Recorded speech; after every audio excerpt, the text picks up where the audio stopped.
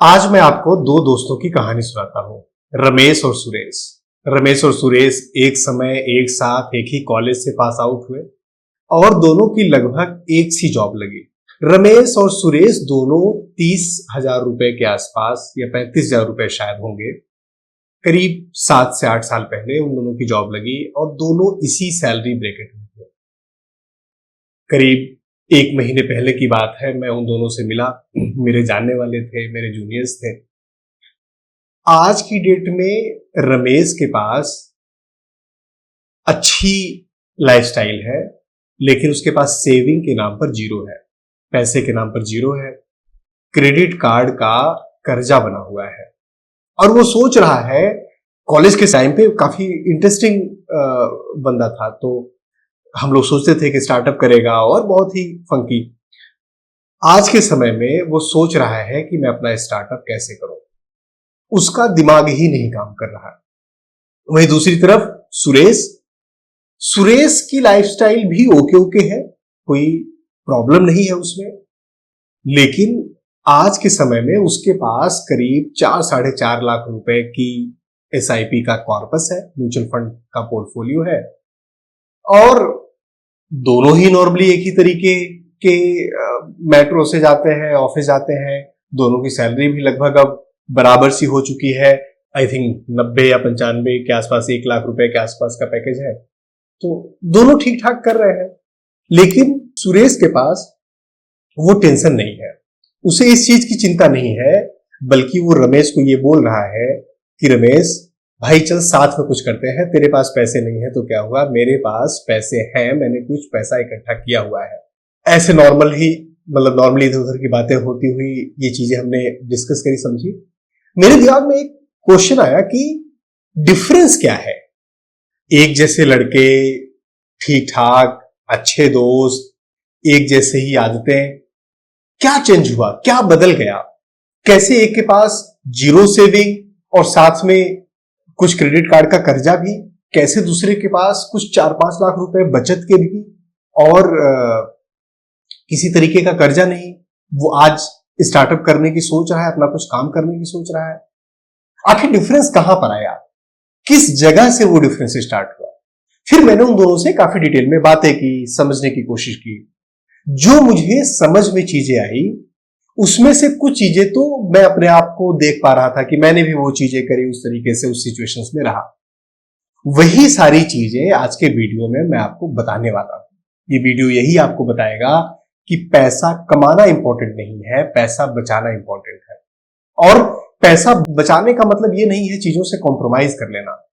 पैसे बचाने के लिए आपको थोड़ा कॉन्शियस होना पड़ता है, थोड़ा सा अपनी चमड़ी मोटी करनी पड़ती है और थोड़ा सा फोकस करना पड़ता है।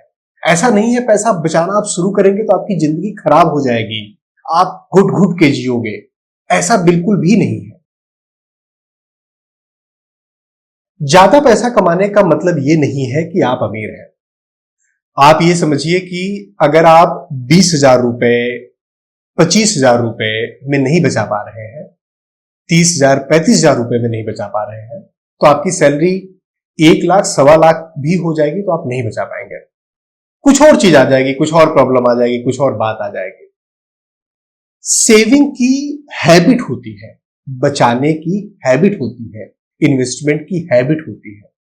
जिसकी ये हैबिट नहीं है उसको चेंज करने में बहुत प्रॉब्लम होती है। मैं ये खुले मन से स्वीकार करता हूं कि मेरी सेविंग की हैबिट नहीं थी और उसकी वजह से मुझे बहुत सारी प्रॉब्लम्स भी हुई। मैंने कई सारी वीडियो में उसको डिस्कस भी किया है, बताया भी है। एक बंदा है जो 1 लाख रुपए हर महीने के कमा रहा है और वो 95,000 रुपए खर्च कर रहा है, 5,000 रुपए बचा रहा है।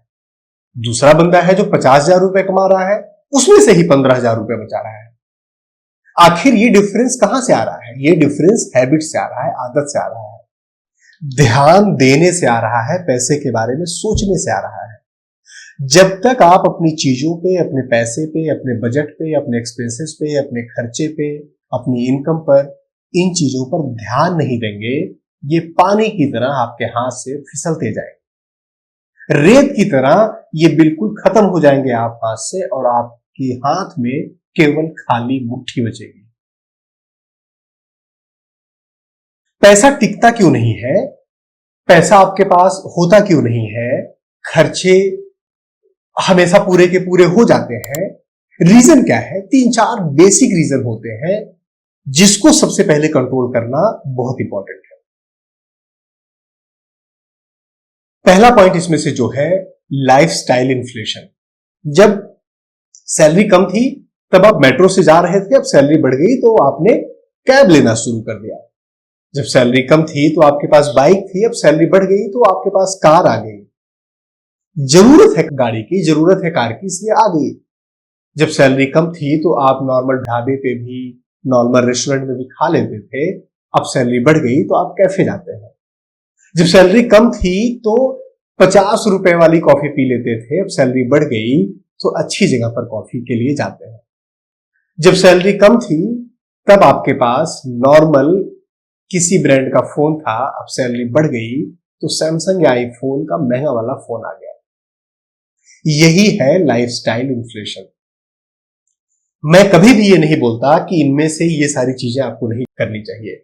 आपको कैफे में नहीं जाना है, आपको महंगे फोन नहीं लेने हैं, बिल्कुल लेने हैं, सारी चीजें करनी है। मैं कभी भी इसके अगेंस्ट नहीं रहता हूं। मैं बस ये कहता हूं कि क्या आप प्लान करके ये कर रहे हो? क्या आप देख रहे हो कि आपके पास कितने पैसे बचे हुए हैं? क्या आप देख रहे हो कि आपके पास कितना अमाउंट है? क्या आप इसको कैश में ले रहे हो, ईएमआई में ले रहे हो? इन चीजों के बारे में आप सोच रहे हो या नहीं? दूसरा पॉइंट है फोमो स्पेंडिंग।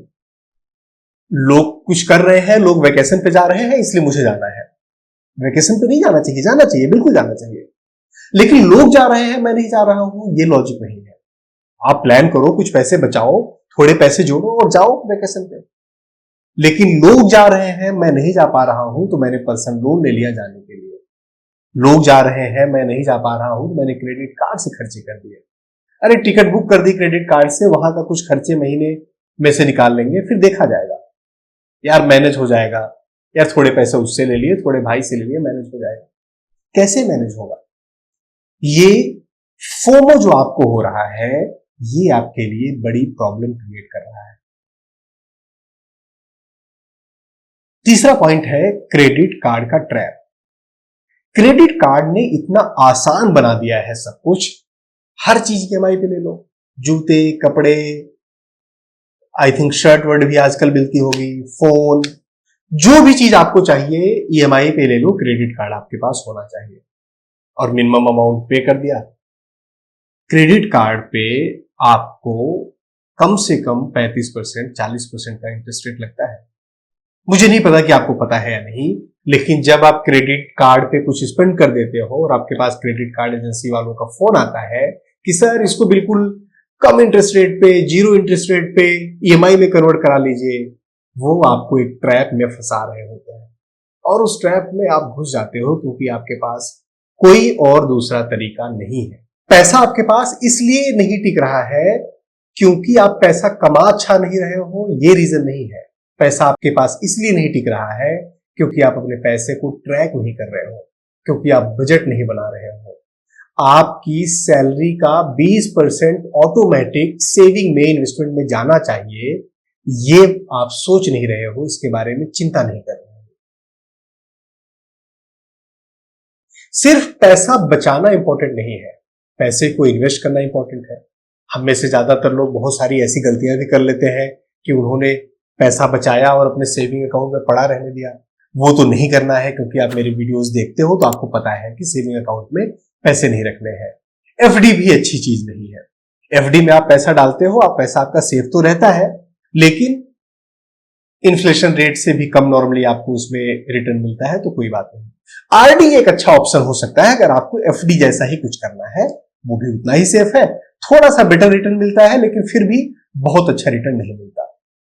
मैं नॉर्मली सजेस्ट करता हूं कि अगर आपको कुछ भी समझ में नहीं आ रहा है तो इंडेक्स फंड वाले जो म्यूचुअल फंड्स होते हैं उसमें स्टार्टिंग में तो आपको पैसे डालने ही चाहिए।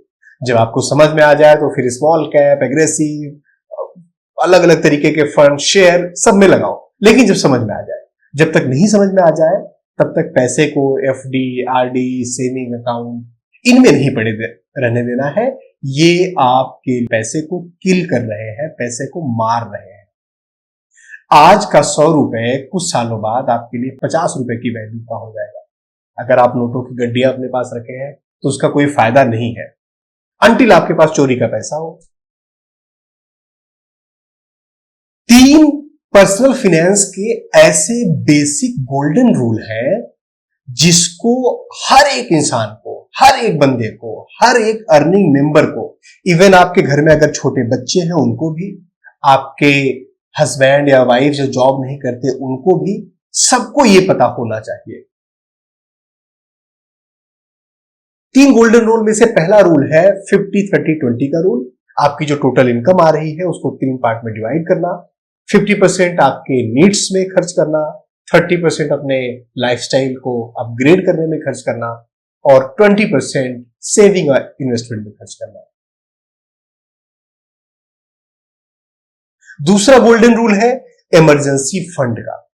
जो आपकी महीने की इनकम है, जो महीने के आप, बल्कि यूं कहें कि जो आपके महीने के एक्सपेंसेस है, जितनी नीड आपको जरूरत पड़ती है महीने में कम से कम, उसका 6 महीने का पैसा, 6 मंथ का कॉर्पस, ये आपको इमरजेंसी फंड में निकाल के रखना चाहिए। कब आपकी जॉब चली जाए, कब कोई हारी बीमारी आ जाए, कब कोई मेडिकल इमरजेंसी आ जाए, आपको नहीं पता। और जो नहीं पता, यहीं पर ये इमरजेंसी आपकी काम आती है। तीसरा गोल्डन रूल है ऑटो एसआईपी।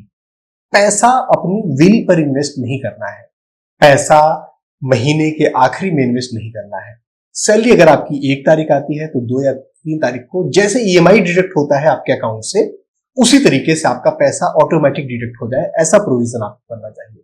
बहुत सारी एप्लीकेशन है जो ये फैसिलिटी देती है, अब तो लगभग सारी फैसिलिटीज देती है। ये आपको जरूर यूज करना चाहिए। ये जो तीनों गोल्डन रूल है ना, ये आपको गलत रास्ते पे, फाइनेंस के गलत रास्ते पर जाने से बचाएंगे। जब भी आपके पास कोई मजबूरी आएगी, कोई प्रॉब्लम आएगी, ये आपके लिए सेवियर की तरीके से खड़ी होंगी, आपको बचाएंगी। देखिए, मोटा मोटा रूल बना लो। अगर मान लो आपकी सैलरी 10,000 रुपए है तो 5,000 रुपए बेसिक नेसेसिटीज में, 3,000 रुपए अपने वांट्स में, लाइफ को अपग्रेड करने में, और 2,000 रुपए में से 1,000 रुपए आपने इंडेक्स फंड में डाल दिए और 1,000 रुपए आपने किसी दूसरे तरीके के फंड में डाल दिए। अगर आपकी सैलरी 20,000 रुपए है तो 10,000 रुपए अपने वांट्स में, मतलब आपका रेंट जाना है, खाना, दूध, ऑफिस आना जाना, इन सारी चीजों में, और 6,000 रुपए मजे करने में, मोबाइल फोन लेना है, कपड़े लेने हैं, घूमने जाना है, इन सारी चीजों में, और 4,000 रुपए ऑटो एसआईपी से आपके अकाउंट से डिडक्ट हो जाएंगे जैसे ही कोई ईएमआई डिडक्ट होती है।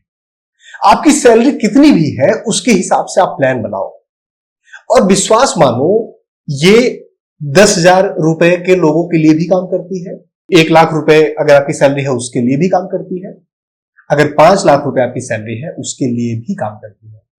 और हाँ, जो जिनकी सैलरी 30,000, 40,000, 50,000 रुपए है और आप ये वीडियो देख रहे हो और आपको लग रहा है कि यार जिसकी सैलरी 2 लाख, 3 लाख, 5 लाख रुपए महीने होगी उसकी तो प्रॉब्लम ही क्या होगी, तो आप गलत सोच रहे हैं। उनकी भी यही प्रॉब्लम होती है कि महीने के आखिरी में पैसे नहीं बचते, जरूरत पड़ने पर उनको लोन लेना पड़ता है, वो भी ईएमआई की ट्रैप में फंस जाते हैं। बात 1,000, 2,000, 50,000, लाख रुपए की नहीं है, बात है हैबिट की। हैबिट नहीं होती ना, तो जो 10,000 रुपए में नहीं बचा पाता, 15,000 में भी नहीं बचा पाता, अगर वो 1.5 लाख रुपए भी कमाएगा तो नहीं बचा पाएगा। हाँ, ये जरूर है कि 10,000 रुपए आपकी सैलरी है, 12,000 रुपए आपकी सैलरी है, तो आप 1,000 रुपए बचाओ, 2,000 रुपए बचाओ। आपकी सैलरी ज्यादा होगी तो ज्यादा बचाओ, लेकिन बचाना इंपॉर्टेंट है, सेव करना इंपॉर्टेंट है, इन्वेस्ट करना इंपॉर्टेंट है। मुझे याद है जब मेरी जॉब लगी थी, करीब 12,000 रुपए के आसपास सैलरी थी, मैंने बहुत समय तक कोई पैसे नहीं बचाए थे, इन्वेस्टमेंट नहीं करी थी। फिर एक बार ऐसा हुआ था कि मुझे जॉब छोड़कर वहां से दिल्ली आना पड़ा था कुछ रीजन से, और तब मेरे पास कोई भी पैसे नहीं थे। फिर एक बार ऐसी एक इमरजेंसी आ गई थी जहां पर मुझे कुछ मेडिकेशन के लिए, मेडिकल इमरजेंसी आ गई थी, वहां पर कुछ पैसों की जरूरत थी।